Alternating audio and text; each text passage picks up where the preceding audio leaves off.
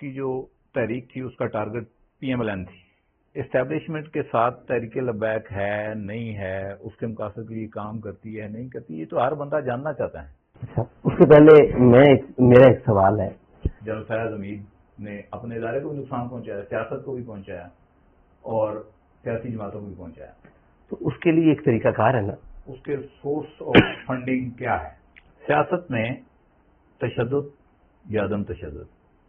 سیاست میں عدم تشدد. بہتری کے لیے کسی کو سر تھوڑا اونچا کرنا پڑے تو وہ بالکل اونچا رکھے، کسی کو سر تھوڑا جھکانا پڑے تو وہ بالکل جھکائے. اقلیتوں کا جو مسئلہ ہے نا جی. ناظرین، ممتاز بھٹی کا سلام. آپ دیکھ رہے ہیں رپورٹرز آن اسکرین اور میرے ساتھ موجود ہیں آج لبیک کے سربراہ صاحب رضوی صاحب، اور ان سے ہم سوال جواب کریں گے. کچھ باتیں وہ جو آپ تک پہنچانا چاہیں گے اور کچھ سوال وہ جن کے جواب آپ جاننا چاہیں گے. یہ سارے کے سارے ہم پوچھنے کی کوشش کریں گے. لبیک سیاسی جماعت کے طور پہ سامنے آئی. ایک آپ کے جو مذہبی نظریات ہیں اس سے ہٹ کے سیاسی منشور کوئی 2024 کے الیکشن کے لیے کوئی اس میں آپ نے رد و بدل کیا ہے، کوئی نئے سرے سے تشکیل دیا ہے، اور سیاسی لائے عمل کیا ہوگا؟ بہت شکریہ جی، مرحبا، خوش آمدید. تحریک لبیک پاکستان ایک بنیادی نظریاتی دینی اور سیاسی جماعت. ہم نے 20 نکاتی جو منشور ہے اس کو 2018 کے الیکشن میں پیش کیا، اور الحمدللہ پاکستان میں پہلی مرتبہ ایک بہت بڑے پیمانے پر کمپین لانچ ہوئی. پھر اس کے بعد بہت بڑا ووٹ بینک، تقریباً 2.3 ملین ووٹ جو وہ تحریک لبیک نے حاصل کیا. اب 2024 کا الیکشن ہے. ہم مسلسل 5 سالہ جدوجہد کے ساتھ یہاں اس وقت الیکشن میں جا رہے ہیں، اور جو ہم نے نئی، یعنی جسے کہیں کہ جو اس وقت پاکستان کی ضرورت ہے، جن بنیادوں پر وہ سیاسی منشور، وہ پاکستانی عوامی ضروریات، وہ قومی ضروریات، وہ ریاستی ضروریات، وہ ملی ضروریات، ان تمام کو مد نظر رکھتے ہوئے اپنا منشور، سیاسی جو منشور ہے وہ دوبارہ اثر نو ترتیب کیا ہے. صاحب ظاہر ہے یہ ایک چیزیں ہیں جن کی قوم کو ضرورت وقت رہتی ہے، اور جو اب ضروریات ہیں ان کو مد نظر رکھتے ہوئے، پیش نظر رکھتے ہوئے اس وقت وہ منشور ترتیب دیا ہے. اور وہ منشور انشاءاللہ اس کی ہم اوپننگ سرمنی کرنے جا رہے ہیں، اور اس کے اندر انشاءاللہ پارٹی پرچم، سلوگن، ہمارے جو منشور، جتنی بھی ساری چیزیں ہیں جن کی بنیاد پر عوام نے ہمیں الیکشن میں ووٹ کے لیے منتخب کرنا ہے کہ یہ اس جماعت کو کیوں کیا جائے، انشاءاللہ ساری چیزیں بیک وقت لا رہے ہیں. کتنا وقت لگے گا اس کو؟ کب تک پبلک کر دیں گے؟ یہ تقریباً کوئی 1.5 ہفتے کی دیر ہے، یعنی کہ آپ 10 دن کہہ لیں، 12 دن کہہ لیں، اس کے بعد انشاءاللہ یہ ساری چیزیں پبلک کریں. اچھا، ایک تو آپ کا فالوور ہے جی، جو کہ یقیناً آپ کے ساتھ پچھلے الیکشن میں بھی کھڑا تھا، اس دفعہ بھی کھڑا ہوگا. عام آدمی کے لیے کیا ایسی چیز آپ رکھنے جا رہے ہیں بینگ اے پولیٹیکل پارٹی کہ وہ آپ کو ووٹ دے؟ اس کی بنیادی ضروریات کا تحفظ، اور ایک عام پاکستانی شہری، وہ کسی بھی طبقے سے تعلق رکھتا ہو، وہ کسی بھی رنگ، نسل، قومیت سے تعلق رکھتا ہو، کہیں سے بھی ہو، اس کا حق اس کے دروازے پر کیسے پہنچانا ہے، یہ ہم بنیادی چیز لے کر آ رہے ہیں. ایک بڑی امپورٹنٹ چیز جو ہے کہ 9 مئی سے پہلے کی ایک سیاست تھی پاکستان میں جو میں بینگ اے جرنلسٹ دیکھتا ہوں، اور ایک 9 مئی کے بعد کی سیاست ہے. ایک سیاسی جماعت تشدد میں گئی، اس کا آپ آؤٹ فال دیکھ رہے ہیں ان کی طرف جو آ رہا ہے. ایک جو لبیک کے ساتھ ماضی میں تحریک لبیک کے ساتھ جو چیزیں وابستہ ہوئیں، جیسے دھرنا ہو گیا، جیسے روڈ کا بلاک ہونا ہو گیا، یہ اب پاکستان کی سیاست میں جیسا کہ مجھے بینگ اے جرنلسٹ یا رپورٹر نظر آتا ہے کہ ان چیزوں کی کوئی جگہ نہیں بچی اس ایپیسوڈ کے بعد جو 9 مئی کو. تو آپ کیا سمجھتے ہیں کہ اب آگے آپ کا لائے عمل کیا ہونے جا رہا ہے؟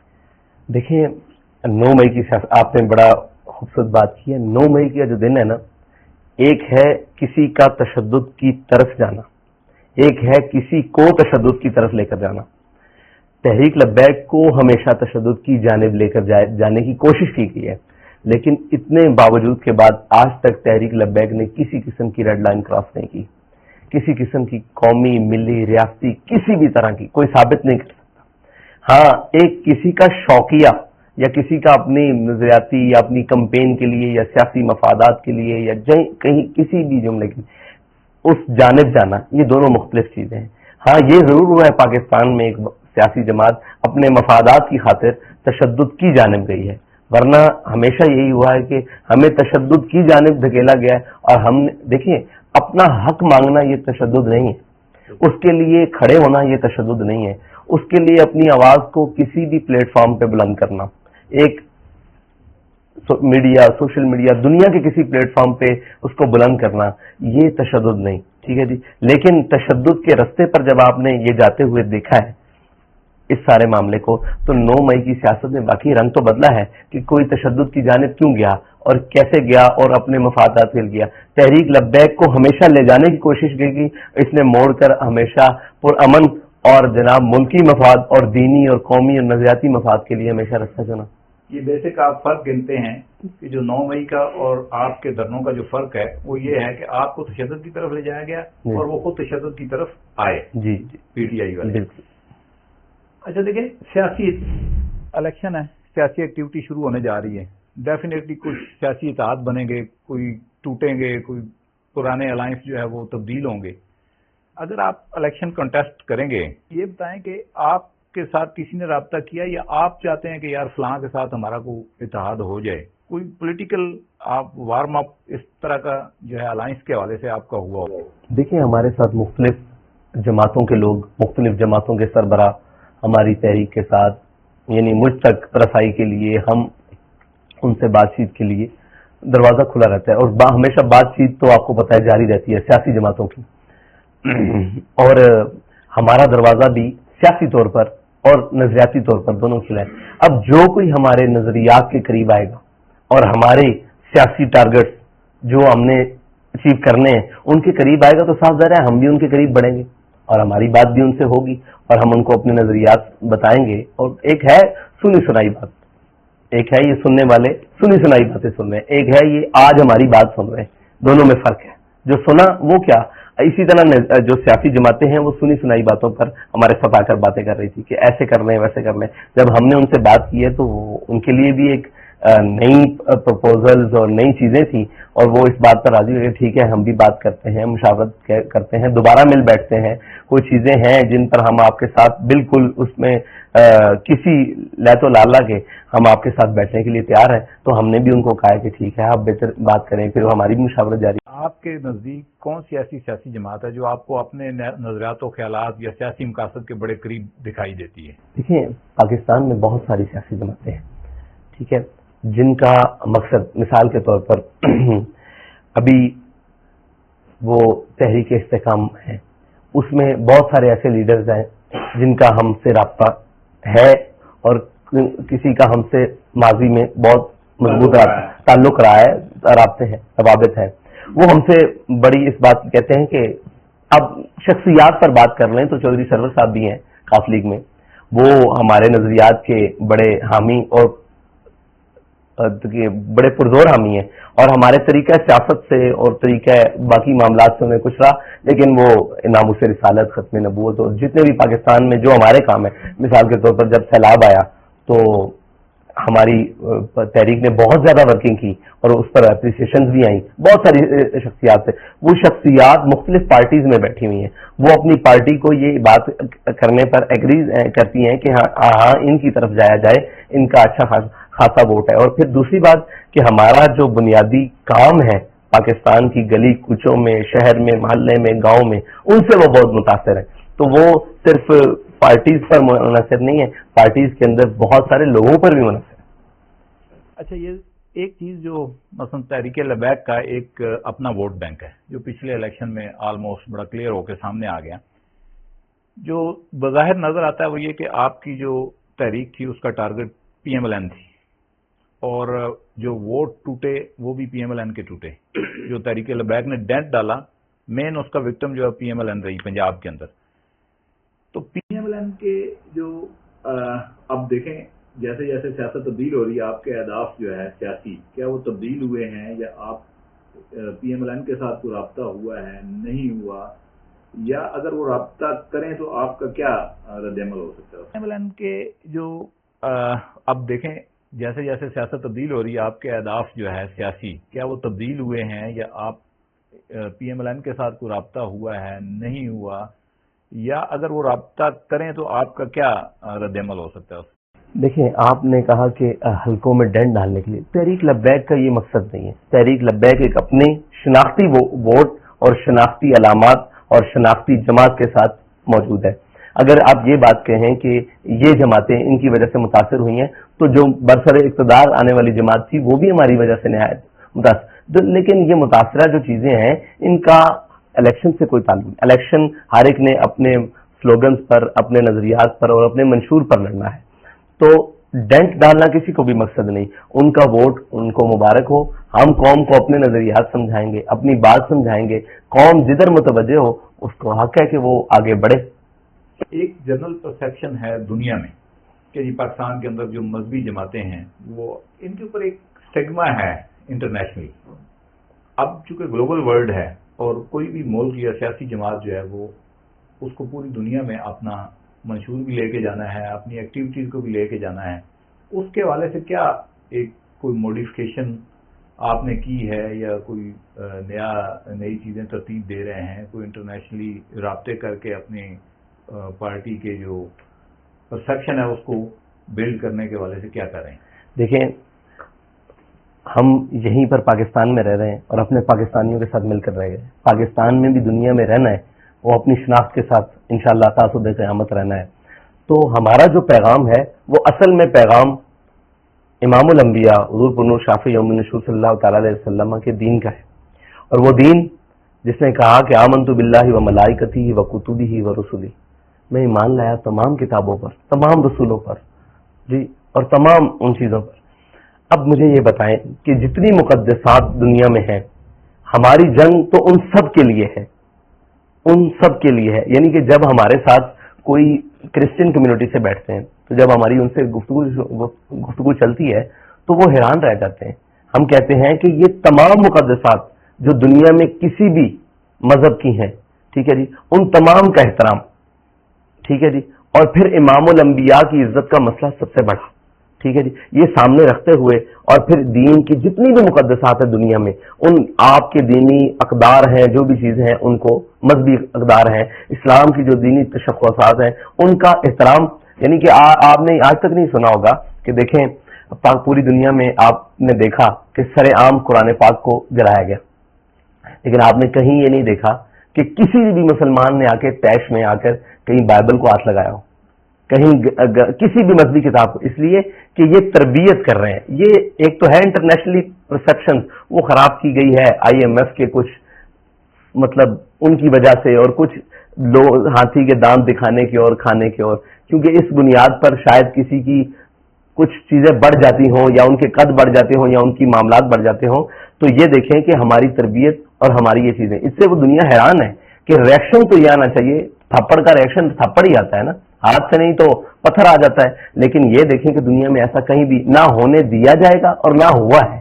اس کی یہ تربیت ہے ہماری ان مذہبی اور لوگوں کی اور ان دینی لوگوں کی جنہوں نے آج تک ان ساری چیزوں کو بڑے اچھے طریقے سے لوگوں کے ذہنوں میں ڈالا. ورنہ جواباً تو یہ ہونا چاہیے نا کہ یہ چیز یہ چیز یہ چیز یہ چیز، یہ ایسا نہیں ہو سکا اور کوشش کے باوجود بھی نہیں ہو پا رہا اور انشاءاللہ نہیں ہوگا، کیونکہ ہم تمام مقدسات اور یہ ساری چیزوں کا تحفظ اور ان کی جناب وہ جو ہے تقدیس، اس کے اوپر ہمارا یہ بنیادی موقف ہے. اسلام اور جو نظریہ پاکستان ہے وہ دونوں انشور کرتا ہے خواتین کے رائٹس اور اقلیتوں کے رائٹس.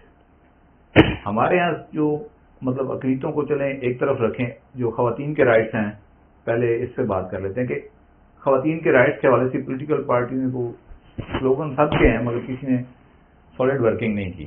مذہبی جماعتوں میں بھی یہ ایک پرابلم ہے کہ خواتین کی نمائندگی ان میں کم ہوتی ہے.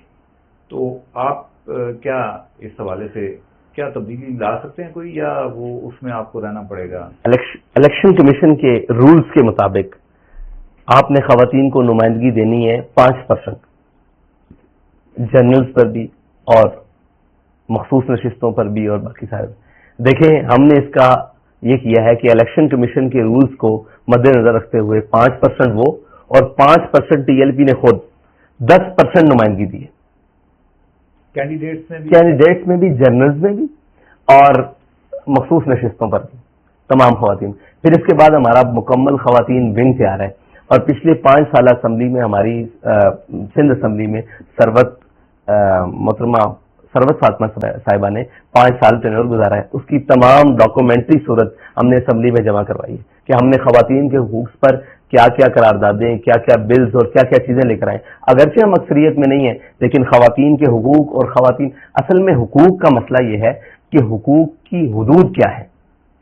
حقوق کی حدود کیا ہے؟ وہ یہ ہے کہ ان کو ان کے بنیادی حقوق دیے جائیں. بنیادی حقوق میں صرف یہ نہیں ہے کہ جناب ان کے لیے ایک روڈ پر پروٹیسٹ کر دیا جائے تو ہزاروں خواتین لا سکتے ہیں روڈ پر پروٹیسٹ کے لیے, تو ہمارے لیے مسئلہ نہیں. مسئلہ یہ ہے کہ اس کا نتیجہ کیا ہے. اس کا نتیجہ یہ ہے کہ وہ ایک معاشرے میں با کردار ہو کر اور باوقار ہو کر جی سکیں. وہ کسی بیوہ کی شکل میں ہو, یتیم کی شکل میں ہو, لیٹ کی شکل میں ہو, غریب کی شکل میں ہو, مسکین کی شکل میں ہو. یہ ہمارا بنیادی. اچھا, اقلیتوں کے حوالے سے پاکستان کی مذہبی جماعتوں کا کوئی بہت اچھا ریکارڈ نہیں رہا, بدقسمتی ہے. اور لبیک کے اوپر خصوصی طور پہ 2-4 واقعات جو ہوئے ماضی میں, اس کا وہ داغ آتا ہے.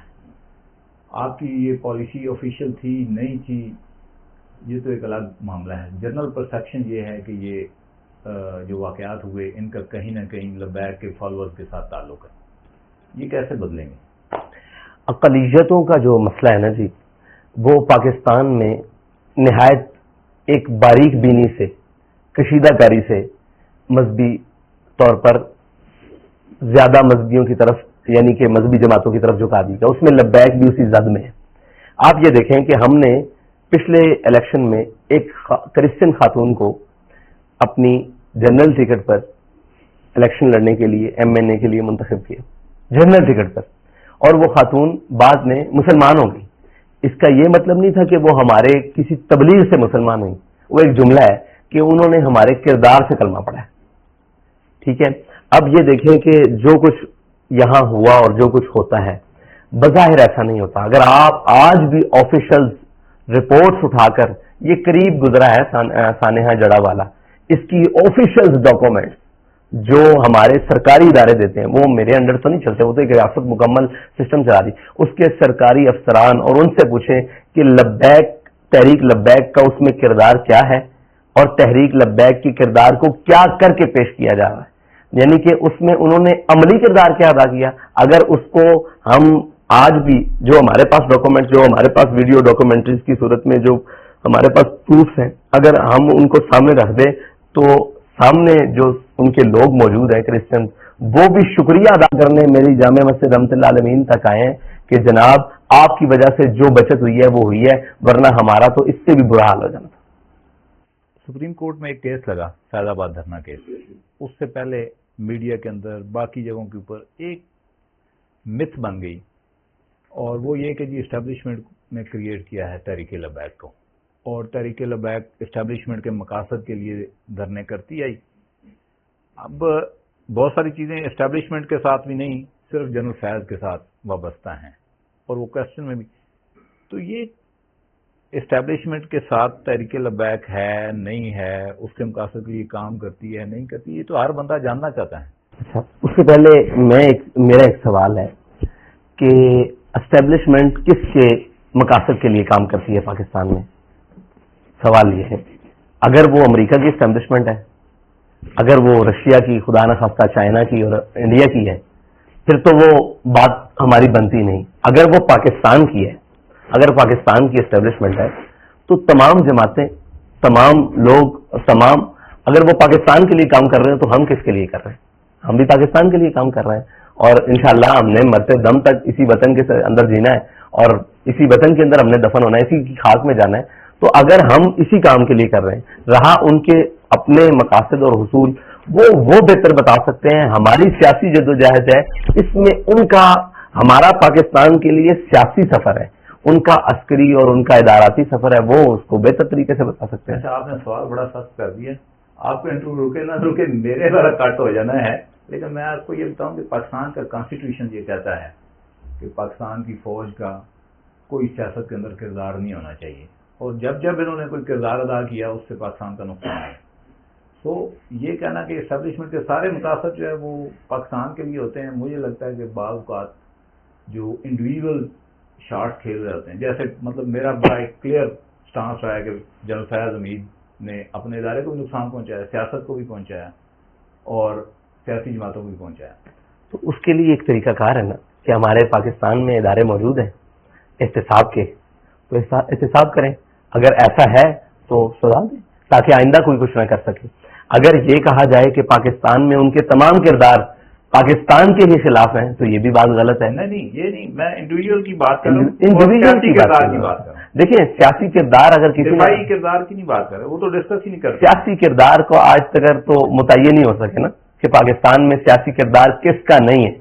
یہاں مذہبی بھی سیاسی ہیں، یہاں سارے سیاسی ہیں، تو ہر ایک کا اپنا اپنا کردار ہے، وہ اپنے اپنے کردار کا جواب دہ ہے. لیکن اگر ہم سے کوئی کسی کے کردار کے بارے میں پوچھے گا کہ اس کا کردار کے بارے میں آپ کیا کہتے ہو، تو ہمارے پاس ایسا کوئی پیمانہ نہیں ہے کہ ہم اس کے کردار کو ماپ سکیں. ہمارا یہ ہے کہ پاکستان کے اندر جس کا بھی کوئی کردار ہے وہ اپنی آئینی اور قانونی حدود میں ہونا چاہیے. ابھی تک کوئی آپ کی طرف سے ہمیں بڑا اقدام نہیں نظر آیا. یونیورسل یہ کہ مطلب بلوچ جو ہیں وہاں پہ آپ کی پراپر ایک ورکنگ ہو، سندھ میں ہو، باقی گلگت بلتستان میں ہو، ساری جگہوں پہ. تو کیا وجہ ہے؟ کوئی فنڈ کی کمی ہے یا پولیٹیکلی جو آپ تھوڑا دیکھ بھال کے چل رہے ہیں؟ کیا وجوہات کیا ہیں؟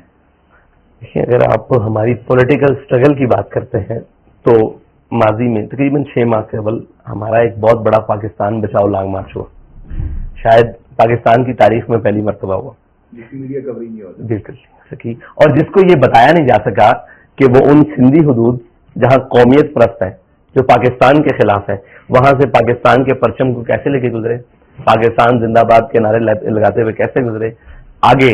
وہ ساری حدود جہاں پر پاکستان مخالف چیزیں موجود ہیں وہاں انہوں نے پاکستان، آپ بلوچستان میں آواران میں اور وہ جو علاقے جہاں پر پاکستان کا جھنڈا لگانا جرم ہے وہاں پر تحریک لبیک کی 14 اگست کی ریلیوں کو کوریج دے دیں تو شاید قوم کو یہ پتہ لگ جائے کہ ان کی جدوجہد کہاں ہے.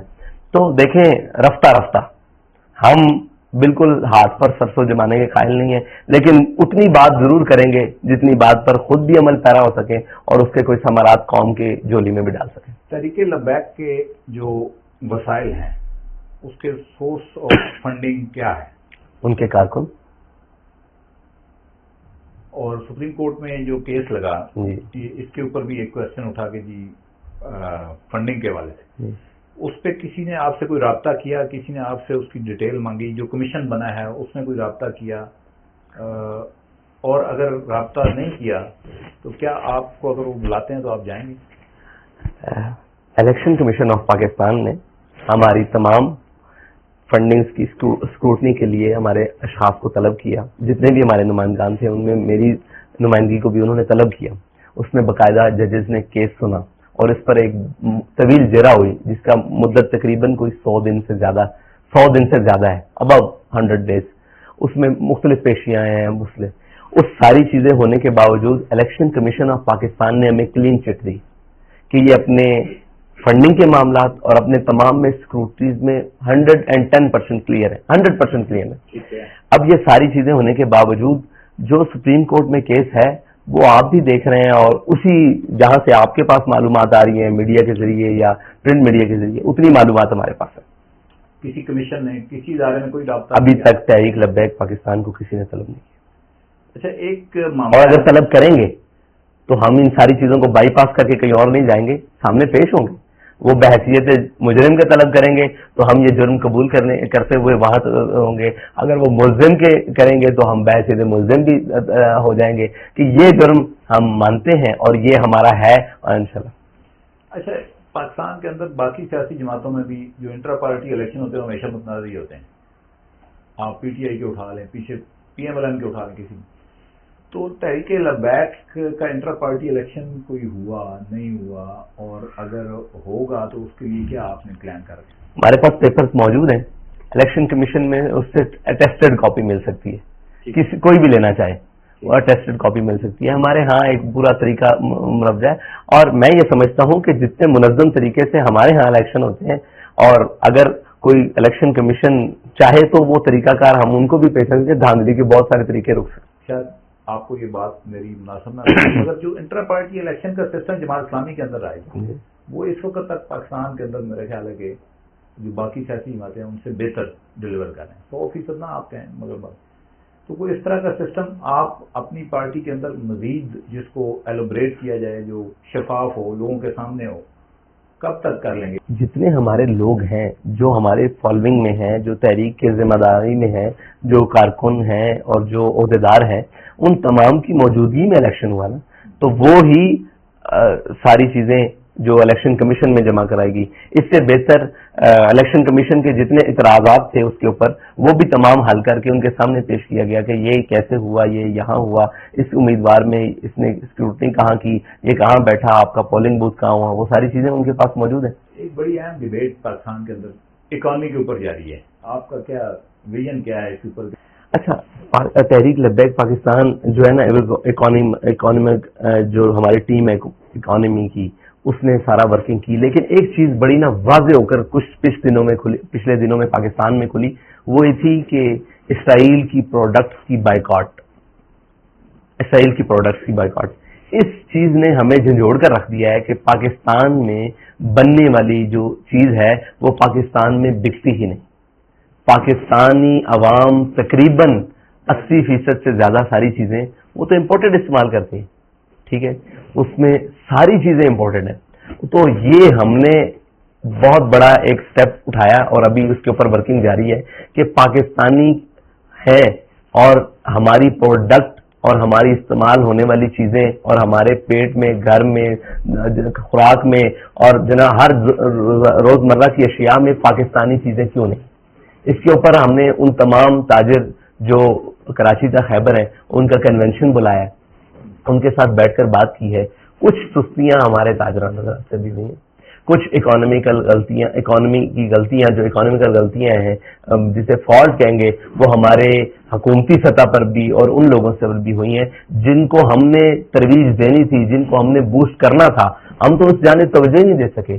یعنی کہ پاکستان میں آئی ٹی کی انڈسٹری بہت بڑا کام کر سکتی ہے، ہمارے ہمسائے میں یہ سارا کچھ کمپیریزن نہیں کرتے، لیکن یہاں کچھ 1%، 10%، 5% اس کے اوپر توجہ نہیں دی گئی.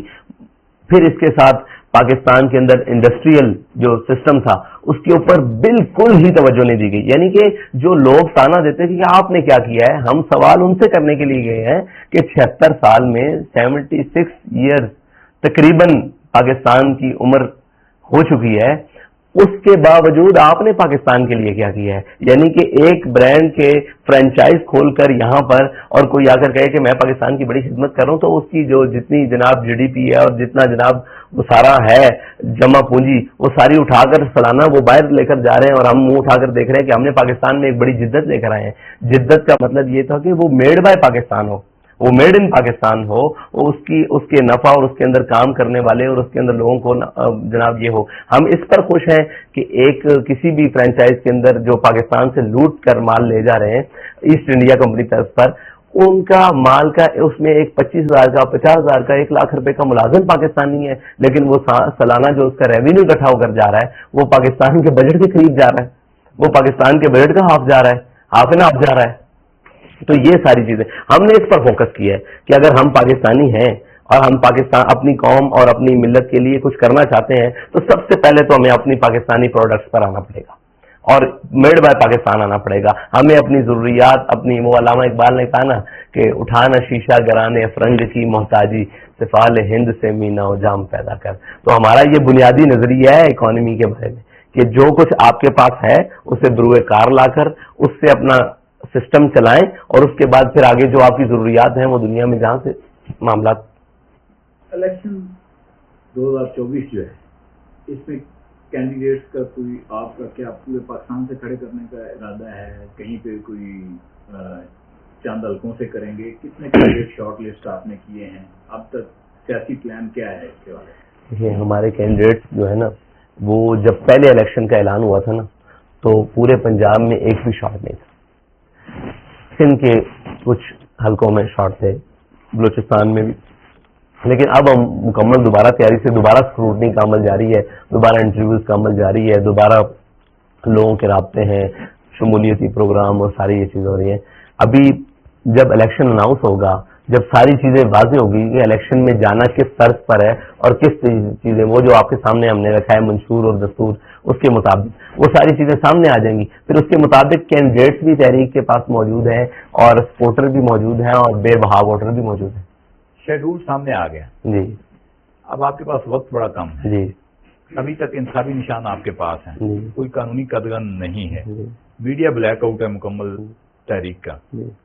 کبھی آپ کو کوئی آگاہ کیا گیا کہ آپ کیوں ٹی وی پہ نہیں آ سکتے, کیوں اخبار میں نہیں چل سکتے, خبر نہیں چھپ سکتی؟ کیا کسی اتھارٹی کی طرف سے آپ کو کنوے کیا گیا ہو؟ دیکھیے, ہمیں آج تک تو یہی بتایا گیا کہ آپ پیمرا کی طرف سے بین ہیں اور وہاں بین ہے. تو ہم نے پیمرا کا جا کے دروازہ سے بتایا, بھائی بتائیں جو معاملات ہیں ان کو سامنے لے کر آئیں. نوٹیفیکیشن وہ ڈی نوٹیفائی ہوئی چیزیں انہوں نے کچھ پیپرز دے دیے, وہ ہم نے اٹھا کر اداروں میں جا کر دیے. تو ان کی طرف سے تحفظات, کچھ اس طرح کے معاملات کی بہت ساری ایسی چیزیں ہیں جن کو ہم نہیں دکھا سکتے. تو ان سے بات چیت چلتی رہتی ہے, ہوتی رہتی ہے. جیسے آپ آ جائے ہیں تو ہم امید کرتے ہیں کہ آپ ہماری بات دکھائیں گے, جس حد تک ہو سکا, جس حد تک آخری حد تک ہو سکا ہم ہمارے موقف کو سنائیں گے. تو بس اسی طرح معاملات بہتر سے بہتر کی جانب دن بدن گامزن. اچھا, بڑے آپ سے جو ہے نا کوشچن تو اور بھی کرنے کو دل کرتا تھا, ایک اور نشست رکھیں گے انشاءاللہ. پاکستان کی جو اس وقت صورتحال ہے, جس طرح کہ آپ کو نظر آتا ہے کہ معاشرے کے اندر تقسیم تفریق, پھر یہ سیاسی انتشار, تو آپ کے خیال میں اس کا کیا حل ہے؟ اس کا حل یہ ہے کہ جی ہم سب کو مل کر, پاکستان کے تمام سٹیک ہولڈرز کو مل کر پاکستان کی بہتری کے لیے جانا چاہیے. اس بہتری کے لیے کسی کو سر تھوڑا اونچا کرنا پڑے تو وہ بالکل اونچا رکھے, کسی کو سر تھوڑا جھکانا پڑے تو وہ بالکل جھکائے, لیکن پاکستان کی بہتری کے لیے تمام سٹیک ہولڈرز کو, تمام ان چیزوں کو, سیاسی جماعتوں کو جو اپنا تشخص رکھتی ہیں, جو اپنا وقار رکھتی ہیں, جو اپنی کچھ معاملات رکھتی ہیں, ان تمام کو پاکستان کی بہتری کے لیے مل کر جانا چاہیے. سیاست میں ایک آخری سوال ہے, سیاست میں تشدد یا عدم تشدد؟ سیاست میں عدم تشدد. بہت شکریہ ناظرین صاحب, رضوی صاحب کی باتیں سنی, اور تحریک لبیک 2024 کے الیکشن میں کنٹیسٹ کرنے جا رہی ہے, اور آپ نے بڑے کھلے دل سے سوالوں کے جواب دیے, اور میں نے بھی جو میرا دل کرتا تھا وہ آپ سے پوچھا. Thank you very much.